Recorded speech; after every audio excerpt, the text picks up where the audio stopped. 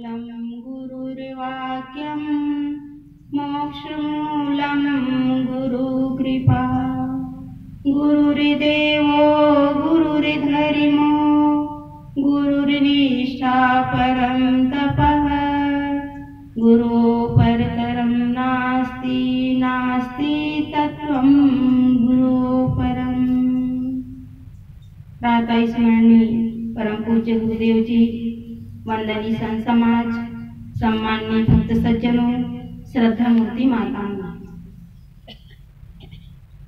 सदगुरु कबीर साहिब जी की एक साखी के आधार पर मैं अपना विचार प्रस्तुत कर रही हूँ। सदगुरु कबीर साहिब जी की साखी है, सदगुरु वचन सुनो हो संतो, मत लीजिए सिर भार, हाव हजूर ठाड़ कहत हूँ अब तय संभर संहार। सदगुरु कबीर साहिब जी कहते हैं कि सदगुरु वचन सुनो हो संतों। सदगुरु कबीर साहिब पूरे मानव जाति को संबोधित करते हुए कहते हैं कि हे संतों, सदगुरु के निर्णय वचनों को सुनो और सुन करके मनन करो, उसे अपने आचरण में उतारो।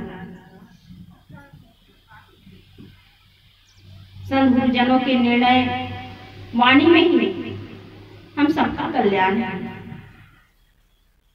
क्योंकि संत गुरुजनों के संग से हमें सद्ज्ञान मिलता है, सद्बुद्धि मिलती है और संस्कार मिलता है। जीवन में सुधार सत्संग से ही होता है।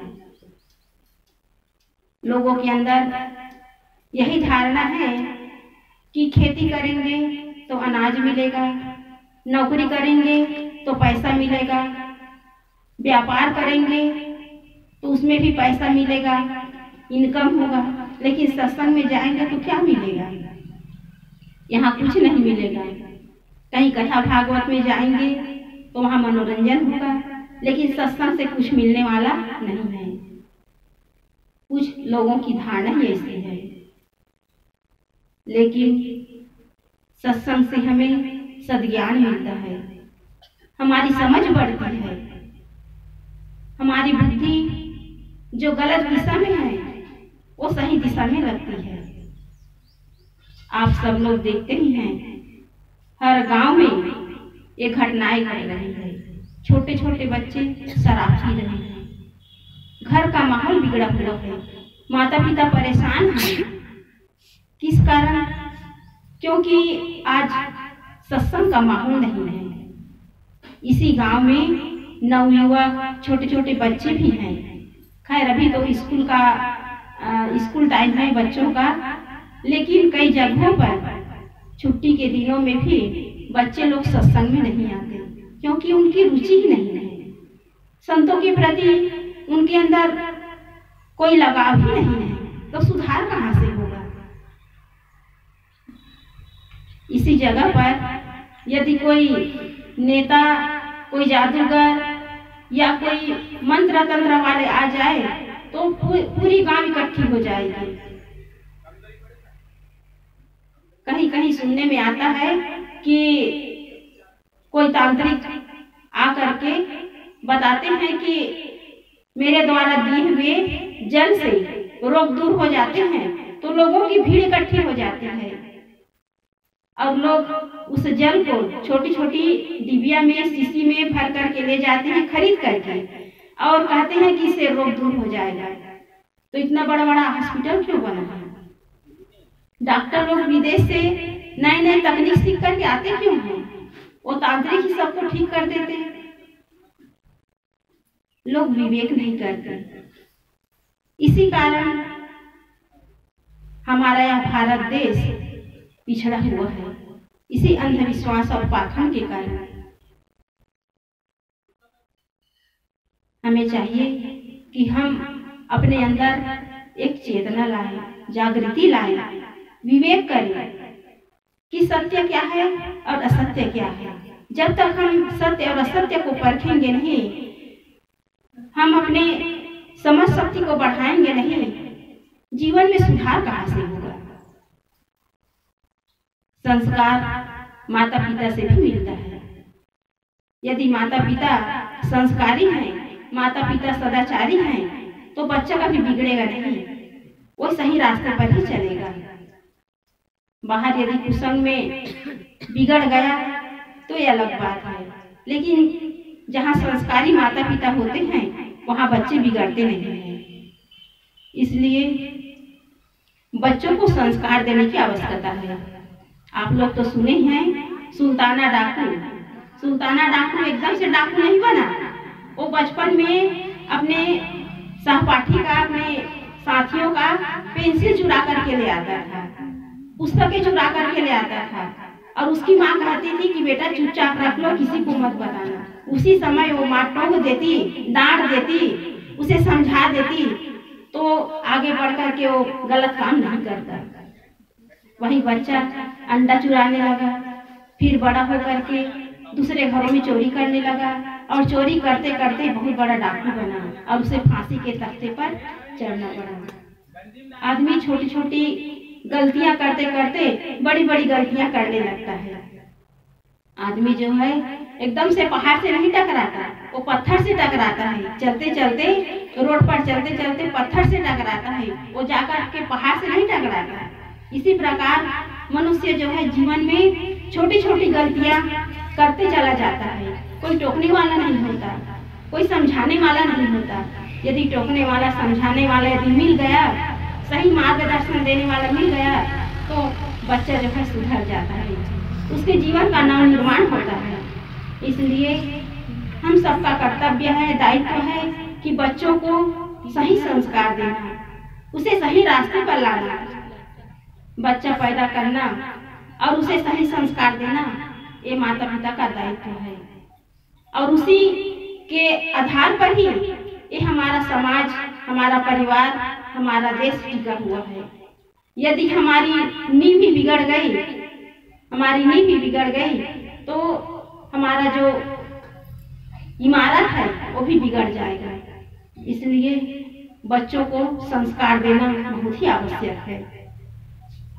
उन्हें सत्संग में ले जाना, सत्संग की बातों को बताना, समझाना, ये प्राथमिक शिक्षा है। माता पिता के द्वारा बच्चों को इन सब बातों को उनके सामने, उनके दिमाग में डालना, ये प्राथमिक शिक्षा है। जब तक उन्हें समझाएंगे नहीं, सत्संग में लाएंगे नहीं, वे समझेंगे कहाँ से, कैसे जानेंगे। सुल्ताना डाकू को उसकी माँ समझा देती तो उसका जीवन बच जाता। रत्नाकर डाकू चोरी करके, रास्ते चलते लोगों को लूट करके अपने परिवार का जीवन यापन करता था, अपने परिवार का जीवन निर्वाह करता था। लेकिन एक समय ऐसा आया कि सब तरह से रास्ते से गुजर रहे थे, और उसके उपदेश से उसके जीवन में परिवर्तन आया, और वही रत्नाकर डाकू महामानव बन गए, वाल्मीकि बन गए, संस्कृत में रामायण की रचना की। सत्संग से ये परिवर्तन होता है। लेकिन लोगों के अंदर यही धारणा है कि सत्संग से कुछ नहीं मिलता, सत्संग से सब कुछ मिलता है। एक घटना है, एक सेठ जी थे और उसका एक ही बेटा था, और उसका बेटा जो है बाहर कुसंग में बिगड़ गया था। शराब पीना, झूठ बोलना, लड़ाई झगड़ा करना, ये उसका रोज का काम था। सेठ जी परेशान हो गए, बहुत समझाए, माना नहीं। सेठ जी रोज मंदिर जाते थे पूजा करने के लिए। एक दिन उसने परेशान होकर के पुजारी जी से कहा कि पुजारी जी, मेरा बेटा कुसंग में पड़ करके शराब पीता है, लड़ाई झगड़ा करता है, घर का माहौल बिगड़ा हुआ है, उसे रास्ते पर कैसे लाया जाए। पुजारी जी ने कहा कि उसे मंदिर भेजना, मैं समझाऊंगा। सेठ जी ने अपने बेटे से कहा कि बेटा तुम्हें मंदिर जाना है, पुजारी जी के पास जाना है, वहाँ पूजा पाठ में भाग लेना है। उसके बेटे ने कहा कि मैं मंदिर क्यों जाऊंगा, मुझे मंदिर में क्या काम, वहाँ जाकर मुझे क्या मिलेगा, कुछ नहीं मिलेगा, क्योंकि वहाँ शराब थोड़ी मिलेगा मंदिर में। तो उसका बेटा जो है अपने पिताजी से कह दिया कि मैं मंदिर नहीं जाऊंगा। उसके इस जिद्दीपन से सेठ जी परेशान हो गए। सेठ जी ने कहा कि यदि तुम मंदिर नहीं जाओगे तो मैं तुम्हें अपनी संपत्ति से बेदखल कर दूंगा। फिर तुम कैसे जियोगे, कहाँ से शराब पियोगे, कहाँ से अपना जीवन निर्वाह करोगे, इसके बारे में मैं नहीं जानता। तुम जानो तुम्हारा जीवन कैसे चलेगा, इसके बारे में इसकी जिम्मेदारी तुम्हारी है। मैं तुम्हें अपनी संपत्ति से बेदखल कर दूंगा। अब सेठ जी का बेटा सत्ते पे आ गया। उसने कहा कि यदि संपत्ति से बेदखल कर दिया तो मैं पैसे कहाँ से पाऊंगा, कैसे शराब पीऊंगा। उसने कहा कि ठीक है पिताजी, मैं मंदिर जाऊंगा। अब वह बंदिश में आ गया, सेठ जी के काबू में आ गया। और सेठ जी अपने बेटे को मंदिर जाने के लिए पैसे देता था, केवल ऑटो किराया का पैसा देता था, एक्स्ट्रा पैसा नहीं देता था, क्योंकि मंदिर थोड़ा दूर में था। तो उसका बेटा जो है रोज मंदिर जाने लगा और रोज मंदिर जाता था। तो पूजा पाठ करने के बाद वो बैठा रहता था और उसी मंदिर में एक कोने में एक वृद्ध बाबा बैठे रहते थे। थोड़ा शारीरिक रूप से कमजोर था, तो वो रोज उसे बूढ़े बाबा को देखते थे। एक दिन अब वो तो जवान था, नवयुवक था, उसे देख करके हंसने लगा और व्यंग में कहने लगा कि बाबा जी, लगता है आपके जीवन की दर्द भरी दास्तान है। आपने जीवन में कुछ भूल किए होंगे, उसी का परिणाम भुगत रहे हैं। बुढ़ापे में आप मंदिर में एक कोने में बैठे अपना जीवन गुजर कर रहे हैं। बूढ़े बाबा ने कहा कि बेटा हंस लो, अभी तुम्हारे हंसने का समय है, तुम्हारे अंदर जोश है, तुम्हारा भी समय आएगा, लोग तुम पर भी हंसेंगे। लेकिन एक बात याद रखना, किसी के ऊपर हंसने से पहले उसके जीवन की कहानी को सुन लेना कि उसके पीछे रहस्य क्या है। बूढ़े बाबा ने कहा कि बेटा, मैंने जीवन में बहुत दौड़ लगाया है, बहुत दौड़ा है अपने जीवन में। मेरे 4 बेटे हैं और चारों बेटों को मैंने इतना पढ़ाया लिखाया, योग्य बनाया और पूरे अपनी संपत्ति उन लोगों के नाम कर दिया, अपने लिए कुछ नहीं बचाया। यही मेरी सबसे बड़ी भूल है। उस वृद्ध बाबा ने उस नवयुवक के सामने ऐसी बातें कही कि उसके जीवन में परिवर्तन आया। उस बूढ़े बाबा ने कहा कि बेटा, मेरे 4 बेटे इतनी ऊंचाई पर है कि मैं उन 4 को दिखाई नहीं देता। बूढ़ा बाबा कहने लगा कि बेटा, मेरे 4 बेटे इतनी ऊंचाई पर है कि मैं उन्हें दिखाई नहीं देता। कितना दर्द भरा है उसकी आवाज में, उसके शब्द में, कि 4 बेटे साधन संपन्न होते हुए भी, योग्य होते हुए भी पिता के प्रति कितना उनके मन में तिरस्कार की भावना है। पिताजी को अनदेखा कर रहे हैं, उनके प्रति उनके मन में कोई भाव ही नहीं है, सेवा का, सत्कार का, श्रद्धा का कोई भाव ही नहीं है। बूढ़ा कहने लगा कि बेटा, मैं इस मंदिर में बैठकर, इस मुरलीधर के मंदिर में बैठकर मैंने इतनी तपस्या की है कि मैं अब पराधीनता का जीवन नहीं जीऊंगा। बूढ़े बाबा ने कहा कि बेटा, ये मानव देह और ये पराधीनता सबसे बड़ा अभिशाप है। ये मानव देह पराधीनता सबसे बड़ा अभिशाप है और आत्मनिर्भरता सबसे बड़ा वरदान है। मैं आत्मनिर्भर हो गया हूँ। इस मंदिर में भक्ति करते करते, तपस्या करते करते, साधना करते करते मैं तपोधन इकट्ठा किया हूँ और वो तपोधन इस वर्तमान जीवन में काम आ रहा है और आने वाले जीवन में भी मेरा काम आएगा। धन तो शरीर तक ही साथ देगा, जब तक शरीर है वो धन साथ देगा, परिवार कुटुंब वाले साथ देंगे, लेकिन तपोधन जो मैं साधना किया हूँ, इस मंदिर में बैठ करके जो तपस्या किया हूँ, अपने मन को साधा हूँ, वो वर्तमान में काम आ रहा है और आने वाले जीवन में भी काम आएगा। बेटा, तुम जीवन में धन तो कमाना, लेकिन तपोधन भी कमाना, अपने जीवन में साधना भी करना, धन कमाने के साथ साथ साधना भी करना, जो वर्तमान को भी संवारेगा और आने वाले भविष्य को भी संवारेगा। नवयुवक उस बूढ़े बाबा के पास बैठे बैठे उसके जीवन में ऐसा परिवर्तन आया, ऐसा झटका लगा कि उसे लगा कि असली जीवन यही है। मैं तो भूला हुआ था, शराब के नशे में पता नहीं मैंने कितने लोगों के साथ लड़ाई झगड़ा किया, माता पिता को रुलाया, उनका दिल दुखाया और अपने जीवन को, पैसे को बर्बाद किया। उस बूढ़े बाबा के इन शब्दों को सुनकर उसके जीवन में परिवर्तन आया और बूढ़े बाबा के चरणों में झुक करके कहा कि बाबा जी, आप मेरे लिए गुरु हो, मुझे सही सत्संग मिल गया, मेरे जीवन में सुधार हो गया। तो ये होता है सत्संग। सत्संग केवल सफेद कपड़ा में पहने है वही सत्संग नहीं मिलेगा, धोती कुर्ता में भी सज्जन है, वहाँ भी सत्संग मिलता है, वहाँ भी हमें सही मार्गदर्शन मिलता है, वहाँ से भी हमें सत्शिक्षा मिलती है। केवल हम अपने जीवन को सही दिशा में लगाए, सही जगह उठने बैठने का काम करें, सही लोगों के संपर्क में हम रहें, तो जीवन में सुधार अवश्य ही होगा। इसलिए सदगुरु कबीर साहब जी कहते हैं कि सदगुरु वचन सुनो संतो, संत गुरुजनों के वचनों को सुनो, जीवन में सुधार होगा। हम तो इस माया जाल में भूले हुए हैं, दुनिया के चकाचौंध में भूले हुए हैं कि इन्हीं में सुख है, जबकि ये तो सब छूटने वाला है, ये तो सब माया है, ये शरीर भी माया है, धन संपत्ति माया है, पुत्र परिवार माया है, सब छूटेगा। अब इन्हीं छूटने वाले चीजों में हम मोह करके अपना बंधन बना रहे हैं। इसलिए जो सत्य है उसे हम समझे, सत्य अपनी आत्मा है और आत्मा का उद्धार सत्संग से होगा। इन मोह जाल से अभी आप लोग सुन रहे थे ना कि सदगुरु कबीर साहब जी कहे हैं कि संत गुरुजन इस संसार में अनासक्ति पूर्वक रहते हैं, कमल पत्र है संत जन रहे जगत के माही। संत गुरुजन इस संसार में रहते हैं लेकिन संसार में लिपायमान नहीं होते। जैसे कमल का जो पेड़ है वो पानी में रहता है, लेकिन उसका जो फूल है वो पानी से अलग होता है, उसमें लिपायमान नहीं होता। उसी प्रकार हमारा जीवन भी होना चाहिए, तभी हम बंधनों को काट सकते हैं, अपना कल्याण कर सकते हैं।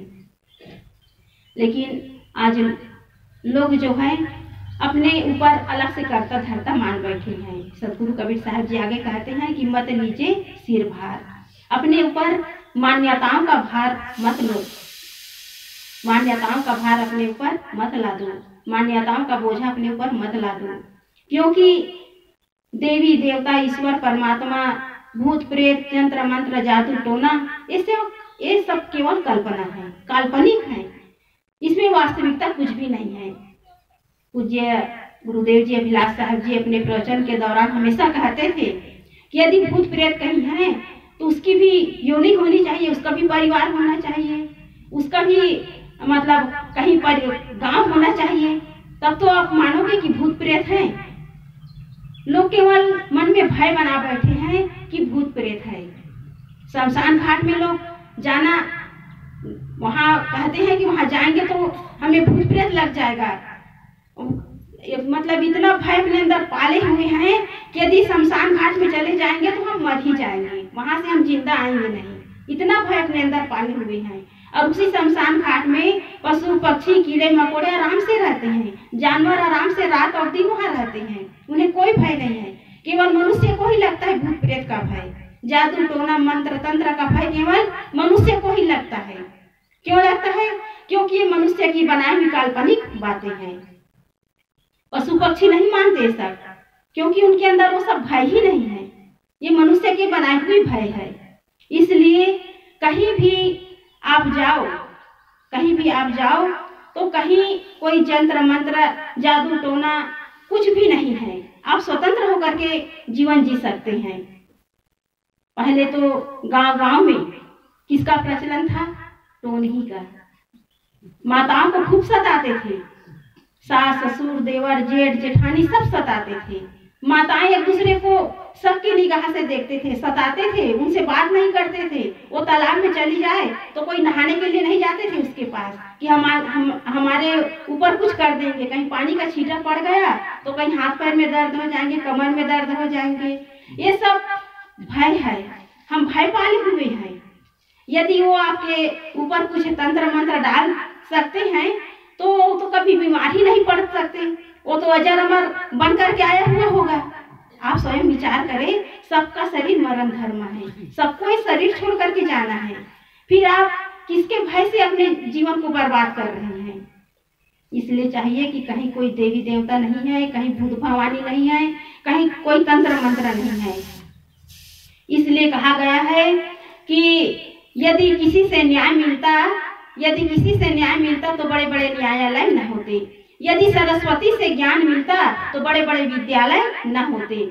यदि किसी के दुआ से किसी का रोग ठीक हो सकता तो बड़े बड़े औषधालय न होते। यदि किसी के दुआ से किसी का भाग्य चमकता तो बड़े बड़े कार्यालय न होते। मंदिर, मस्जिद, गिरजाघर, गुरुद्वारा ये तो दलालों की दुकानें हैं बंधुओं। यदि इन सब से किसी का काम बनता तो पारखी संतों के सत्संगालय न होते। आप अपने अंदर परख जगाइए, विवेक जगाइए, परखिए सत्य क्या है, असत्य क्या है। आदमी सब कुछ भूला हुआ है, आदमी ही सब कुछ भूला हुआ है। केवल अपने अंदर बैठे राम को भूलकर बाहर सब कुछ मार रहा है, देवी देवता भूत भवानी सब कुछ मार रहा है। केवल अपने अंदर बैठे परमात्मा को वो भूला हुआ है, राम को भूला हुआ है। उसी राम को पहचानना है, उसी आत्मा को पहचानना है, उसी जीव को पहचानना है, वही श्रेष्ठ है। एक स्कूल में क्लास चल रही थी तो शिक्षक ने प्रश्न किया, विद्यार्थियों से प्रश्न किया कि बेटा बताओ, बिल्ली, चूहा और मनुष्य इन तीनों में मूर्ख कौन है? इन तीनों में मूर्ख कौन है? अब विद्यार्थी, बहुत सारे विद्यार्थी थे। अब किसी के समझ में नहीं आया कि टीचर जो है प्रश्न कर रहे हैं, इसका उत्तर, सही उत्तर क्या है, किसी के समझ में नहीं आया। एक सत्संगी घर का लड़का था, वो पीछे बैठा हुआ था, वो धीरे से हाथ उठा रहा था। शिक्षक ने कहा कि बेटा डरिए मत, निसंकोच होकर के खड़े होकर के बताइए कि बिल्ली, चूहा और मनुष्य में मूर्ख कौन है? तो उस विद्यार्थी ने कहा कि सर, बिल्ली, चूहा और मनुष्य में मूर्ख मनुष्य है। बिल्ली, चूहा और मनुष्य में मूर्ख मनुष्य है। तो शिक्षक ने कहा कि बेटा बताओ कैसे मनुष्य मूर्ख है? तो उस विद्यार्थी ने कहा कि सर, हर घर में फोटो टंगा रहता है, गणेश जी का, दुर्गा जी का, शंकर भगवान का फोटो टंगा रहता है। गणेश जी का फोटो टंगा रहता है और गणेश जी की सवारी क्या है? चूहा। और उसका भोग कौन सा भोग लगता है? लड्डू का भोग लगता है। तो फोटो में गणेश जी का चित्र रहता है और लड्डू का भोग लगा रहता है और उसमें चूहा भी बैठा रहता है। लेकिन बिल्ली रात में निकलती है तो उस चूहे को वो देखती है बिल्ली, लेकिन डुप्लीकेट समझकर वो झपटती नहीं है। और चूहा भी रात में निकलता है और वो भी उस लड्डू को देखता है चूहा, लेकिन उसे डुप्लीकेट समझकर उसे खाता नहीं है। तो उस बच्चे ने कहा कि सर, मनुष्य ऐसा प्राणी है जो उसे फोटो को ओरिजिनल समझकर उसका पूजा करता है, उसकी पूजा करता है, फोटो की पूजा करता है और उसके सामने स्वर्ग और मोक्ष की कामना करता है। कहते हैं कि अंधन को आंख दे तो कोढ़ीन को काया, निर्धन को पुत्र दे तो बांझन को पुत्र दे तो निर्धन को माया। ये मनुष्य ही ये सब कामना करते हैं। खुद गणेश जी की मूर्ति बना रहे हैं, खुद उसकी पूजा कर रहे हैं और उसके सामने भीख मांग रहे हैं कि हमें पुत्र दो, धन दो, रोग है तो हमें निरोग कर दो। तो क्या भगवान किसी को निरोग कर दे, किसी को नौकरी दे दे, किसी को पुत्र दे दे तो आदमी आलसी ही बन जाएगा, कुछ करेगा ही नहीं, काम धंधा नहीं करेगा, पढ़ाई लिखाई नहीं करेगा, सब भगवान पूरा कर देगा तो आदमी तो निठल्ला हो जाएगा, निकम्मा हो जाएगा, काया में कुचर बन जाएगा। तो ये सब क्या है? केवल मनोरंजन के लिए है, मन को बहलाने के लिए है। इन सब चीजों से हमें ऊपर उठना है कि जीव ही श्रेष्ठ है, जीव ही श्रेष्ठ है, जीव से बड़ा और कुछ भी नहीं है। इसलिए सदगुरु कबीर साहब जी कहते हैं कि मत लीजिए सिर भार, इन मान्यताओं का बोझा अपने ऊपर मत ला दो। जब तक इन मान्यताओं से हम अपने ऊपर मान्यताओं से ऊपर उठेंगे नहीं, तब तक हम इन जड़ देवी देवताओं के सामने हम घुटने टेकते रहेंगे, पूजा करते रहेंगे और इन्हीं को हम श्रेष्ठ मानते रहेंगे।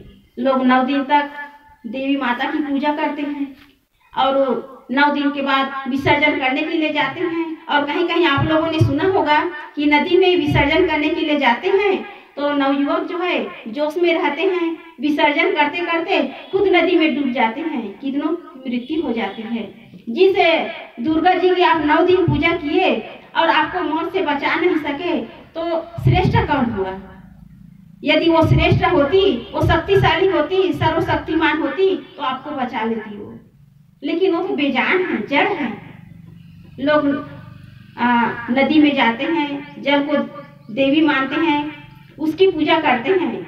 और यदि नदी का बहाव तेज है और पूजा करते करते यदि आपका पैर फिसल गया तो पानी जो है आपको बचाएंगे नहीं, वो जल देवी बचाएंगे नहीं, नदी के बहाव में आप बह जाएंगे और आपका शरीर छूट जाएगा, आप वहीं बह जाएंगे, आपका शरीर प्रवाहित हो जाएगा। इसलिए न जल देवता है, ना पहाड़ों में कोई देवी देवता महान है, आप ही महान हैं। आप सबको मानने वाले हैं, आप सबको गढ़ने वाले हैं, इसलिए आपसे श्रेष्ठ कुछ भी नहीं है। इसलिए इन सब बातों पर आप विचार कीजिए और विचार करके आप स्वयं विवेक करिए कि श्रेष्ठ कौन है। घर में यदि सांप निकल जाए तो उसे तुरंत मार डालते हैं और नाग पंचमी के दिन क्या करते हैं? पत्थर के नाग को दूध पिलाते हैं। घर में यदि चूहा निकल जाए तो उसे तुरंत मार डालते हैं कि हमारा नुकसान कर देगा, अनाज खा देंगे, कपड़े लत्ते को उतर देंगे, इसी भय से उसे मार डालते हैं। लेकिन गणेश जी की सवारी समझ करके पत्थर की गणेश की पूजा करते हैं। और जिंदा माँ बाप हैं उसे एक लोटा पानी के लिए नहीं पूछते। और यदि वही माँ बाप संसार छोड़ करके चले जाते हैं तो उसका फोटो लगा करके रोज अगरबत्ती और माला पहनाते, अगरबत्ती घुमाते हैं। तो इसलिए कहा गया है कि जिंदा से नफरत क्यों और पत्थर से मोहब्बत क्यों। यदि हम जिंदों को सहारा देना सीख जाए तो जीवन सरल हो जाएगा, जीवन स्वर्ग बन जाएगा। हम असलियत को पहचाने कि हम असली मान्यता माता पिता के ऊपर माने, असली श्रद्धा माता पिता के ऊपर माने, असली भक्ति गुरु के प्रति माने तो हमारा जीवन सुधर जाएगा। हम पत्थर को पूजते हैं और जिंदों के साथ हम नफरत करते हैं। इंसानियत कहाँ है? इंसानियत खत्म होती जा रही है। इसलिए हम अपने अंदर इंसानियत पैदा करें, जिंदा माँ बाप को हम सहारा दें, उनके साथ हम मानवता का व्यवहार करें, सेवा करें। यही असली पूजा है, यही असली पूजा है। संत गुरुजनों के प्रति सेवा और समर्पण का भाव रखें, यही असली पूजा है। इसलिए सदगुरु कबीर साहब जी कहते हैं कि मत लीजिए सिर भार, अपने ऊपर इन झूठी मान्यताओं का जो बोझा लादे हो उसे उतार दो। और असली मान्यता है माता पिता की सेवा करना, सदगुरुजनों की सेवा करना। यदि ये सेवा हमारे अंदर आ जाए, यदि ये सेवा हम अपने जीवन में करने लग जाएं तो जीवन का उद्धार हो जाएगा, जीवन धन्य हो जाएगा। सदगुरु कबीर साहब जी कहते हैं कि हाउ हजूर ठाड़ कहत हूँ अब तय समझ संभार। सदगुरु कबीर साहब जी कहते हैं, खड़े होकर के कहते हैं, पुकार करके कहते हैं कि तुम हुजूर हो, स्वामी हो, मालिक हो, श्रेष्ठ हो, तुमसे बड़ा संसार में कोई नहीं है। तुम ही सबको बनाने वाले हो। धर्म ग्रंथ और विज्ञान के क्षेत्र में जितने भी आविष्कार हुए हैं, जितनी रचनाएं हुई हैं, सबके रचने वाले तुम स्वयं हो। इसलिए तुम श्रेष्ठ हो, तुम हुजूर हो, तुम मालिक हो, तुम अपने कर्म के विधाता हो। इसलिए तुमसे श्रेष्ठ और कोई नहीं है। अब तय संभर संहार। सदगुरु कबीर साहब जी कहते हैं कि तुम स्वयं संभलो और दूसरों को भी संभालने में सहायक बनो। सदगुरुजन स्वयं कल्याण दशा में रहते हैं, स्वयं अपना कल्याण करते हैं और दूसरों के कल्याण में सहायक होते हैं। संत गुरुजन ही हमारे कल्याण दाता है, मोक्ष दाता है। उनके शरण में लगकर हम अपना कल्याण करें। इसलिए जीवन में सत्संग की महती आवश्यकता है, जीवन में सत्संग की महती आवश्यकता है। जो सत्संग के महत्व को समझता है वो अपने जीवन में ऊपर उठ जाता है, अपना सुधार कर लेता है और अपना कल्याण कर लेता है। इसलिए सदगुरु कबीर साहब जी ने कहा है कि सदगुरु वचन सुनो हो संतो, मत लीजिए सिर भार, हाउ हजूर ठाड़ कहत हूँ अब तय समझ संभार। सदगुरुजनों के निर्णय वाणी को हम अपने जीवन में धारण करें, झूठी मान्यताओं को छोड़ें। हम स्वयं मालिक हैं, हुजूर हैं, श्रेष्ठ हैं, महान हैं और हम स्वयं संभले और औरों को संभालने में हम सहायक बने। बस इतना ही कहकर मैं अपनी वाणी को विराम देती हूँ। बोलिए सद्गुरुदेव की जय।